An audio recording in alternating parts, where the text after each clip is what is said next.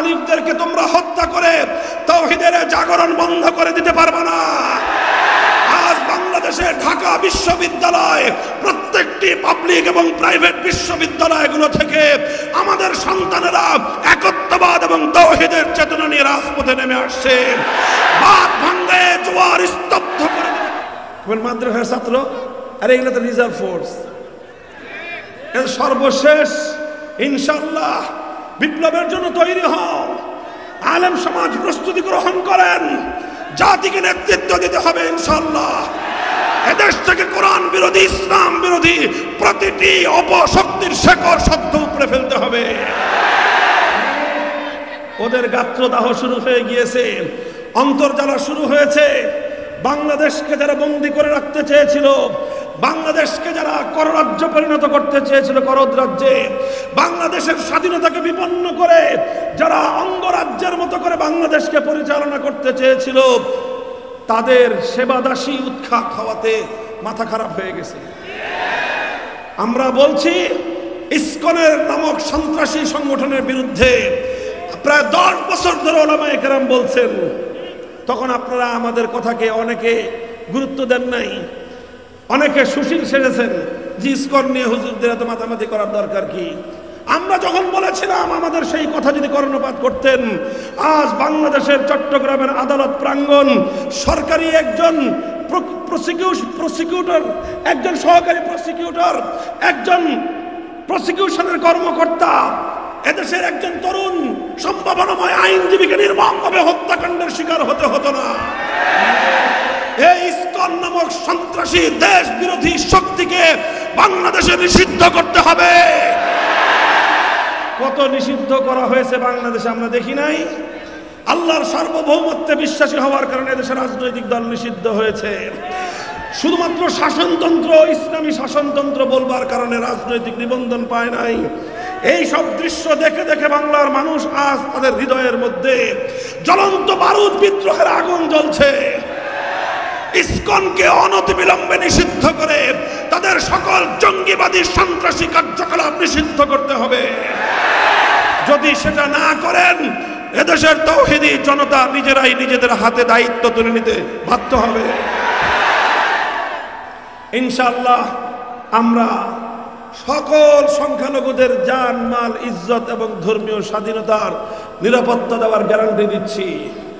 এদেশের আলেমরা বেঁচে থাকতে, এদেশের ইসলাম প্রিয় ইমাম সাহেবান বেঁচে থাকতে, এদেশের ধর্মপ্রাণ মুসলমানরা থাকতে, এবং আলহামদুলিল্লাহ আমাদের রাষ্ট্র এবং প্রশাসন সকলে মিলে সকল সংখ্যালঘুদের জানমাল শুধু নয়, তাদের ধর্মীয় স্বাধীনতা, তাদের উপাসনালয়গুলোর নিরাপত্তা আমরা নিশ্চিত করব, দায়িত্ব নিচ্ছি ইনশাআল্লাহ। কিন্তু সন্ত্রাসী কার্যকলাপের মাধ্যমে বাংলাদেশে তাওহীদের আলো নিভিয়ে দেওয়ার কোনো চক্রান্ত হলে বরদাস্ত করা হবে না। আমরা স্পষ্ট ভাষায় দাবি তুলতে চাই, বাংলাদেশে হিন্দু সংখ্যালঘুদের সঙ্গে বৈষম্যের আচরণ করা যাবে না। বৈষম্যের আচরণ মানে হলো তারা যা পায় তাই দিতে হবে। 10 টাকা পালে 10 টাকা দিবেন, 5 টাকাও দিবেন না, আবার 20 টাকাও দিবেন না।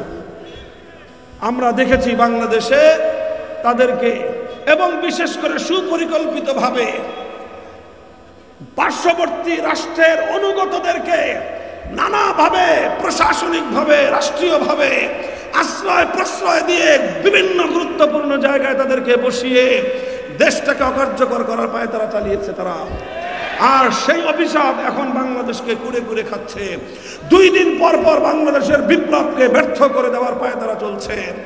তাওহীদি জনতাকে আমি বলবো, যে কোনো উপায়ে বিপ্লবের পক্ষে রাজপথে নিজেদের অবস্থান ধরে রাখবেন ইনশাআল্লাহ। মুহতারাম হাজিরিন, বলছিলাম এক আল্লাহর প্রতি আনুগত্য এবং আল্লাহর প্রতি আন্তরিকতা থাকতে হবে, আল্লাহর নবীর প্রতি আন্তরিকতা থাকতে হবে।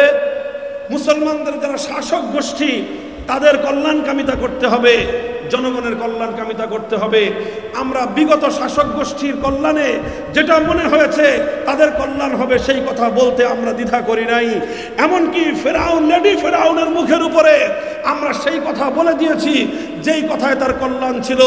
আজকে ডক্টর ইউনূস সাহেবের অন্তর্বর্তীকালীন সরকারকেও আমরা চোখে আঙ্গুল দিয়ে সেই সকল দৃশ্যগুলো দেখিয়ে দিতে চাই, যেই সকল কাজগুলো করলে তাদের কল্যাণ হবে, সেই কল্যাণকামিতার পথে যেন তারা পরিচালিত হয়। আল্লাহর রাসূলের পক্ষ থেকে দায়িত্বপ্রাপ্ত হয়ে সেই দিক নির্দেশনা আমরা তাদেরকে দিতে চাই।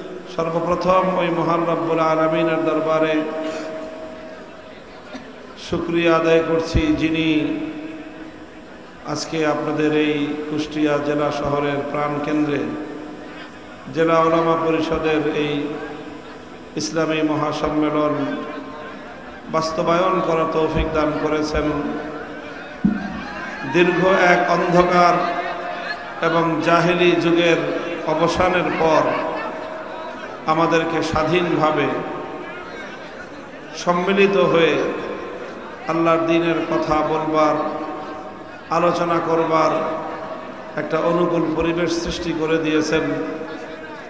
সেই রব্বে করিম, যার ক্ষমতার কাছে, যার শক্তির সামনে দুনিয়ার সকল শক্তি অতি তুচ্ছ এবং নগণ্য।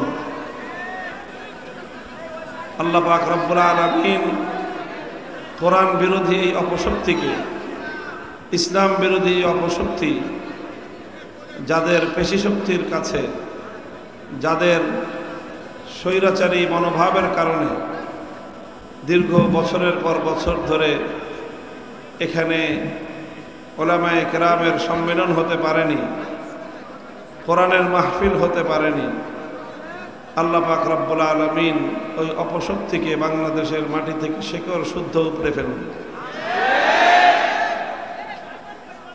আর যদি তাদের কপালে হেদায়েত থেকে থাকে, আল্লাহ পাক রব্বুল আলামিন তাদেরকে হেদায়েত দান করুক, তারা আবার শুদ্ধ মানুষ হয়ে ফিরে আসুক। ইসলাম বিদ্বেষের, ইসলামের যে বিদ্বেষ, সেই বিদ্বেষের যে বিষ তাদের অন্তরের মধ্যে গেড়ে বসেছে, আল্লাহ পাক সেটাকে সংশোধন হওয়ার তাদের সৌভাগ্য থাকলে আল্লাহ তাদেরকে সংশোধন করে দিন। কথাগুলো এই জন্য বলতেছি যে এটা আমাদের জন্য বাংলাদেশের বিভিন্ন অঞ্চলে এই ধরনের মর্মবেদনার পরিবেশ তৈরি হয়েছিল। তার মধ্যে অন্যতম একটা হলো আপনাদের এই কুষ্টিয়ার প্রাণকেন্দ্র। কিছু কিছু মানুষ নিজেদেরকে ফেরাউনের অনুসারী হিসেবে প্রতিষ্ঠিত করেছিল, তার মধ্যে এক দুইটা ছিল আপনাদের কুষ্টিয়ায়। তারা সামান্য ক্ষমতা পেয়ে নিজেদের ধরাকে সরা জ্ঞান করেছিল এবং এইভাবেই রাষ্ট্র শক্তিকে অপব্যবহার করে ইসলামের বিরুদ্ধে, উলামায়ে কেরামের বিরুদ্ধে যথেচ্ছ ব্যবহার করেছে। বিগত শক্তির, বিগত যেই স্বৈরাচারী সরকার ছিল, হয়তো আবার কোনোদিন তারা যদি এদেশের মানুষ, জনগণ যদি ক্ষমা করে, আবারও হয়তো তারা বাংলাদেশের রাজনীতিতে ফিরবে। তো একটা কথা তাদেরকে মনে রাখতে হবে যে তাদের সমস্যাটা আসলে কোথায়। কিছু সমস্যার কথা এই জন্য বলি, যদি কেউ সংশোধন হওয়ার চেষ্টা করে তাহলে যেন তারা সংশোধন হতে পারে। এই জন্য কল্যাণকামিতার জায়গা থেকে আমরা এখনো সরে দাঁড়াতে পারি না, উলামায়ে কেরাম বিশেষ করে। আমরা কারো কল্যাণকামিতার জায়গা থেকে সরে যেতে পারি না, আমরা প্রত্যেকেরই কল্যাণকামিতা করতে আমরা বাধ্য। আল্লাহ রাসূল সাল্লাল্লাহু আলাইহি ওয়াসাল্লাম বলেছেন, আদ-দীনু আন-নাসীহা, দ্বীন এবং ইসলাম পুরোটাই হলো কল্যাণকামিতার নাম। অন্যের কল্যাণ চাইতে হবে। সাহাবায়ে কেরাম প্রশ্ন করেছিলেন, কিলা লিমান ইয়া রাসূলুল্লাহ, কার জন্য কল্যাণকামিতা করব, নসিহা কার জন্য? আল্লাহ বলেছেন, লিল্লাহি ওয়া লিরাসূলিহি ওয়া লিআইম্মাতিল মুসলিমিনা ওয়া আম্মাতিহিম। আল্লাহর জন্য নসিহা, আল্লাহর রাসূলের জন্য নসিহা, আল্লাহ এবং তার রসুলের জন্য নসিহার অর্থ হলো আল্লাহর প্রতি সর্বোচ্চ আন্তরিকতা রাখা, আল্লাহর আনুগত্যের প্রতি, একত্ববাদের প্রতি সর্বোচ্চ আন্তরিকতা রাখা, যাতে আমার আল্লাহর একত্ববাদের মধ্যে কোনো খুঁত না থাকে, কোনো ভেজাল না থাকে। আমি যেখানে আল্লাহকে এক বিশ্বাস করতে হয়, আমার সেই তাওহীদটা খালেস হতে হবে। তাওহীদ কি হইতে হবে? নির্ভেজাল, পিওর হতে হবে। তাওহীদের মধ্যে কোনো ভেজাল আল্লাহ পাক রব্বুল আলামিন সামান্য পরিমাণ হলেও বরদাস্ত করেন না। হাদিসে কুদসির মধ্যে আল্লাহ পাক রব্বুল আলামিন নিজে ইরশাদ করেছেন, আনা আগনা শুরাকা আনিশ শিরক, আনা আগনা শুরাকা আনিশ শিরক। আল্লাহ বলেন যে দুনিয়ার কেউই ভেজাল পছন্দ করে না, তবে এই ভেজালের অপছন্দকারীদের মধ্যে আল্লাহ বলেন যে সর্বোচ্চ স্থান হলো আমার। দুনিয়ার কোনো বাবা এটা বরদাস্ত করে না, পছন্দ করে না যে সন্তান তার পিতার জায়গায় তার প্রকৃত পিতাকে ছাড়া আরেকজনকে স্থান দান করুক। এটা দুনিয়ার কোনো পিতার চোখে ভালো লাগে না, দুনিয়ার কোনো মায়ের চোখে এটা তার সন্তানের কাছে মা প্রত্যাশা করেন না। মায়ের কাছে এটা ভালো লাগে না যে সন্তান মাকে বাদ দিয়ে অন্য কাউকে মায়ের মতো আপন ভাবুক, মায়ের মতো অন্য কাউকে তার নিজের মায়ের স্থানে স্থান দান করুক। এটা দুনিয়ার কোনো মায়ের কাছে ভালো লাগে না।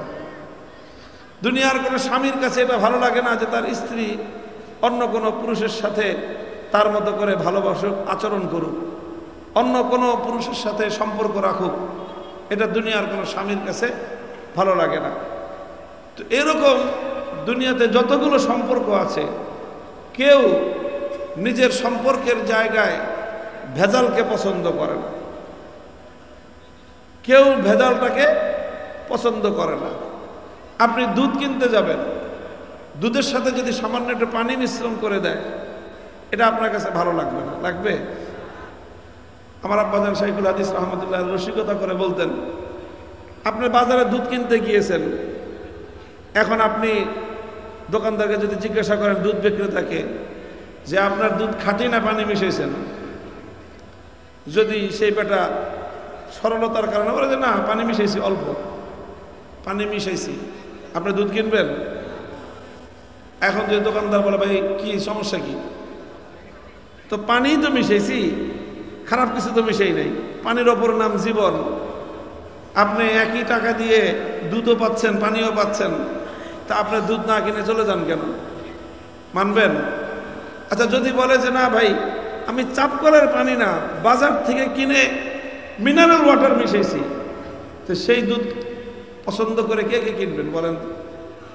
কেউ পছন্দ করবে? আরে ভাই আমি তো দুধ কিনতে আসছি, আমি যদি পানি কিনতে আসতাম তা আমি তো দুধওয়ালার কাছে আসতাম না, আমি তো পানির দোকানে যেতাম।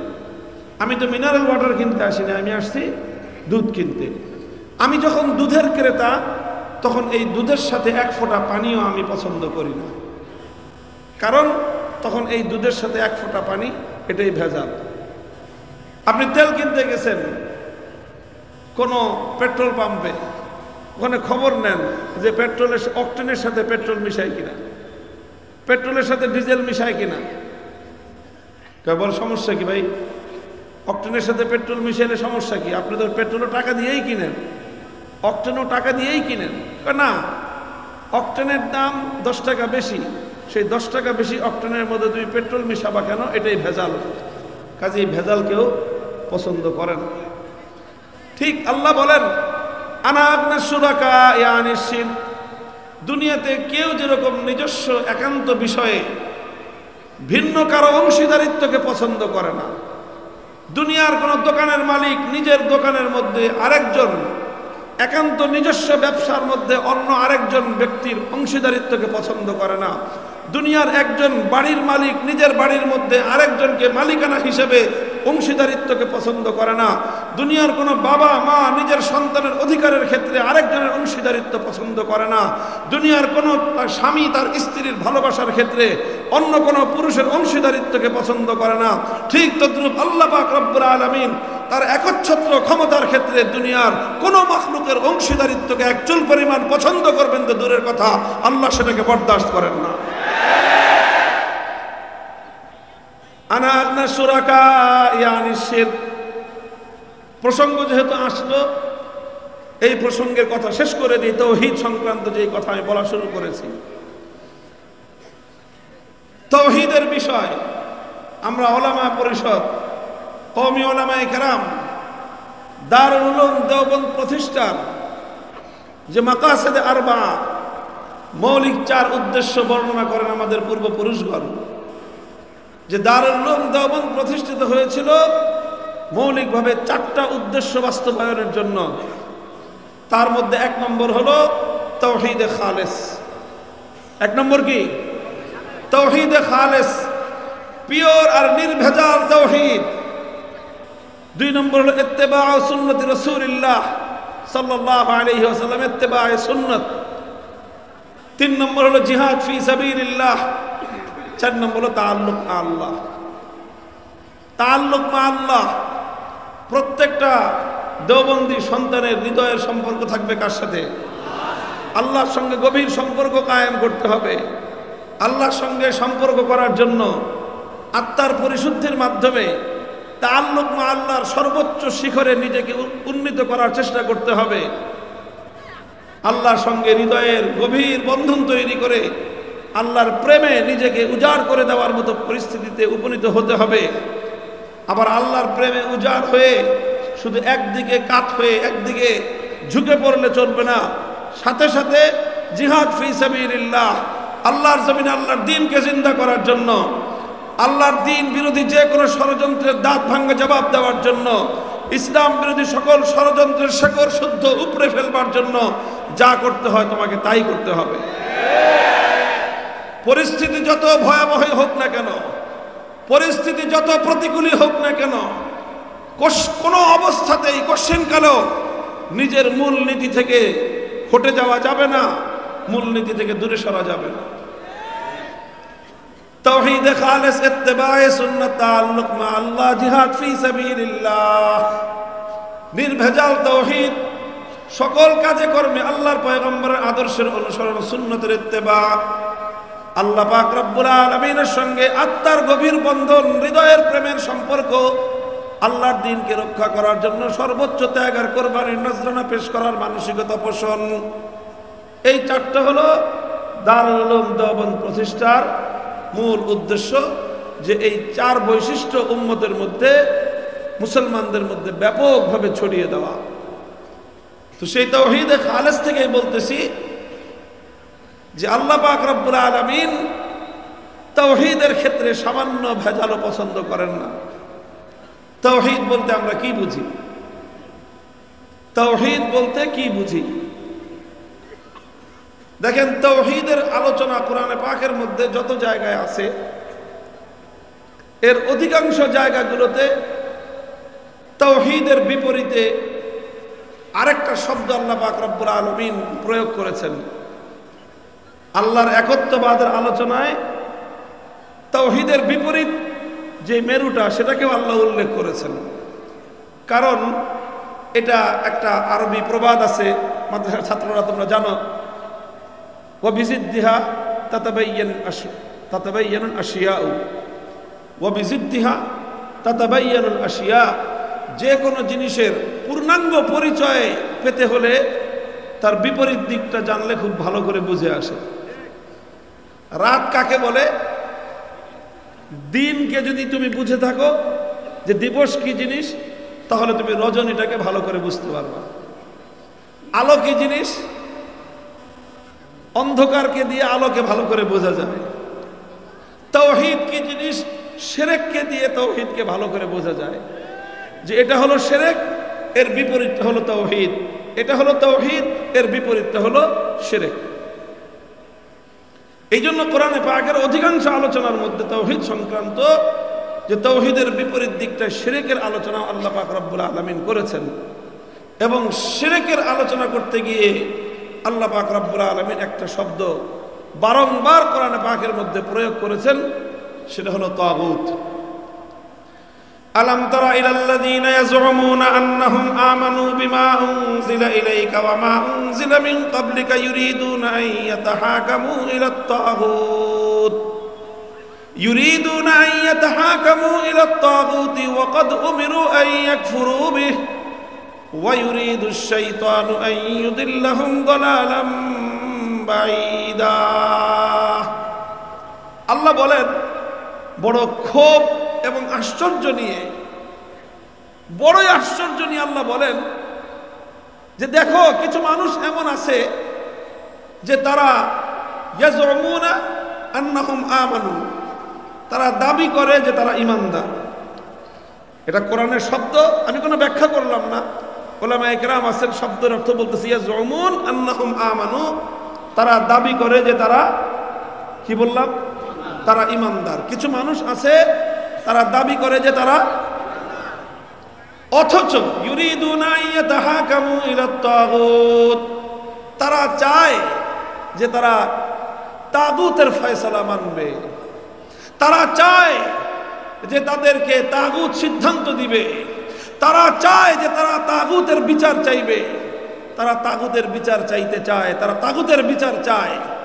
কোরআন বলছে, আল্লাহ বলছেন যে তুমি নিজেকে ঈমানদার বলেও পরিচয় দিবা, আবার তাগুতের বিচারও চাইবা। রাত এবং দিন যেমন একত্রিত হতে পারে না, আলো এবং অন্ধকার যেমন একসঙ্গে জমা হতে পারে না, আসমান আর জমিন যেরকম একত্রিত হতে পারে না, আল্লাহর উপর ঈমান এবং তাগুতের উপর বিশ্বাস একত্রে হতে পারে না। এটা আল্লাহর কথা। আল্লাহ বলছেন পৃথিবীতে এটা একটা আশ্চর্যজনক জিনিস যে সে দাবিও করবে ঈমানদার, আবার তাগুতের বিচার চাইবে। এটা কশ্চিনকালেও হতে পারে না। তুমি ঈমানদার হলে তাগুতের কাছে বিচার চাইতে পারো না, আর তাগুতের ফয়সালা চাইলে ঈমানদার হতে পারো না। কথা পরিষ্কার, কোরআন পরিষ্কার পরিষ্কার বলে দিয়েছে, ক্বাদ তাবায়্যানার রুশদু মিনাল গাই ফামান ইয়াকফুর বিত-তাগুতি ওয়া ইউমিন বিল্লাহি ফাকাদ ইসতামসাকা বিল উরওয়াতিল উসকা। আল্লাহ বলছেন ক্বাদ তাবায়্যানার রুশদু মিনাল গাই, কোনটা সঠিক পথ আর কোনটা ভুল পথ স্পষ্ট হয়ে গিয়েছে দিবালোকের মতো। ফামান ইয়াকফুর বিত-তাগুত ওয়া ইউমিন বিল্লাহ, যে তুমি যদি আল্লাহর উপর ঈমান আনো, সঙ্গে সঙ্গে তাগুতকে যদি অস্বীকার করো, ফাকাদ ইসতামসাকা বিল উরওয়াতিল উসকা, তাহলেই কেবলমাত্র তুমি নিশ্চিতভাবে তুমি মুক্তির পথ ধারণ করলা, মুক্তির পথে পরিচালিত হলা। একসঙ্গে দুটো করতে হবে, আল্লাহকে মানতে হবে, আল্লাহকে বিশ্বাস করতে হবে, তাগুতকে অস্বীকার করতে হবে। দুটো একসাথে হলে তাহলেই কেবলমাত্র ফাকাদ ইসতামসাকা, ওই অবস্থাতেই কেবলমাত্র তুমি সঠিক পথে থাকবা। আর তুমি আল্লাহকেও মানবা, তাগুতকেও মানবা, আল্লাহকেও রাজি করবা, শয়তানকেও বেজার করবা না। এই ধরনের ভণ্ডামি আর মুনাফিকের জায়গা অন্য কোথাও থাকতে পারে, ইসলামের মধ্যে না। কোরআন পরিষ্কার, ঈমান বিল্লাহ কুফর বিত-তাগুত একসঙ্গে হবে। যেখানে ঈমান বিল্লাহ সেখানে কুফর বিত-তাগুত হবে, যেখানে ঈমান বিত-তাগুত সেখানে ঈমান বিল্লাহ জমা হতে পারে না।